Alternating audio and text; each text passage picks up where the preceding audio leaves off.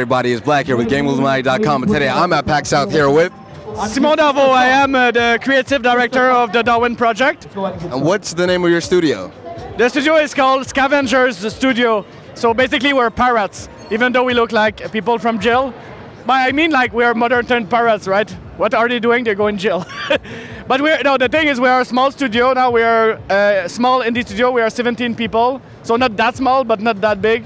But we have an amazing opportunity because we did manage to create this game more or less without financial authority. So which means that we are actually in the we have the opportunity to build this game with the crowd. So what I mean is that we want to show the game to the player, listen what do they say, and actually make the game happen in the direction that would be loved by people. So the Darwin Project is a battle royale game, as opposed to what many people think. It's not an attempt of surfing on the success of PUBG, even though we like PUBG, but we did start the development like 1 year before PUBG was even announced. So it's actually quite different. If anything, the calling was more a reference to us. So it's basically a battle royale that involves 10 players. It's much more centered on survival, and it has also crafting. And our signature gameplay feature is the manhunt gameplay. So we really wanted that the player are not just walking randomly or camping or whatnot.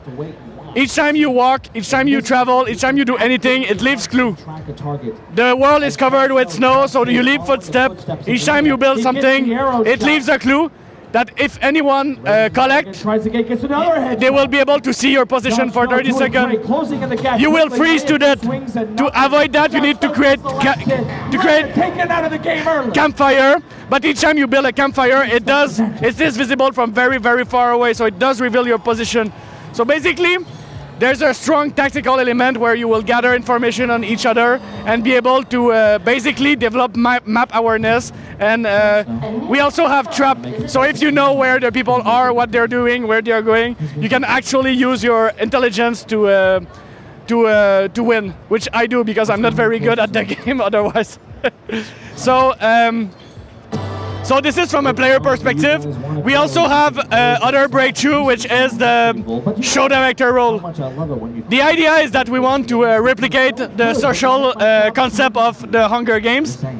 So remember in Hunger Game, Hunger Game is a battle royale game, but there's also a very important component, which is the show director, right?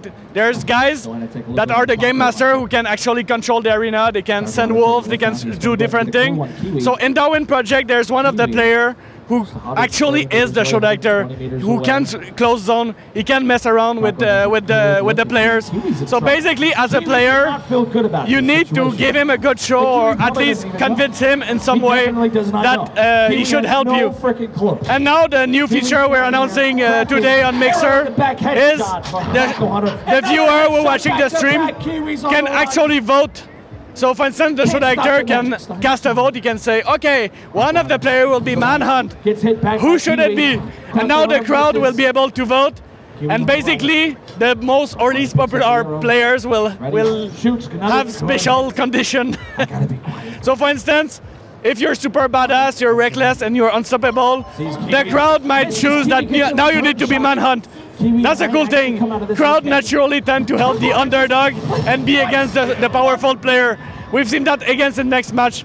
And one of the cool things about that is that when we designed the thing, we thought this will be super fun for the viewers now to have an interactive experience, and it is. But it is actually even more fun for the players. Because now feeling the crowd, feeling that they're choosing you, and feeling that you're somewhat the star of this small show is actually amazing. So this is more or less that. We have three pillars. The player experience, which is survival and manhunt. The show director, who is there to give a good show. And the viewers who actually can interact with the match and vote for their favorite players. Now, with all that said, you pretty much answered a lot of my questions I had for you. I gotta say, what platform is this game coming to? So we will go in early access by the end of March on PC, and at the same time we will release game preview on Steam, on Xbox One. So simultaneous early access launch on PC and Xbox One. But if you are very impatient, which you should be, next weekend we're opening on Steam. The game we will make an open beta, so the game will be free for the full weekend from January 19th up to Sunday night, January 21st. So you can give it a try.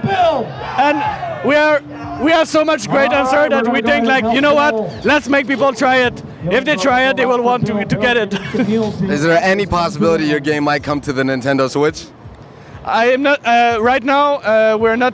We're focusing on the Xbox One build. So I don't know. We'll see after that where we're going.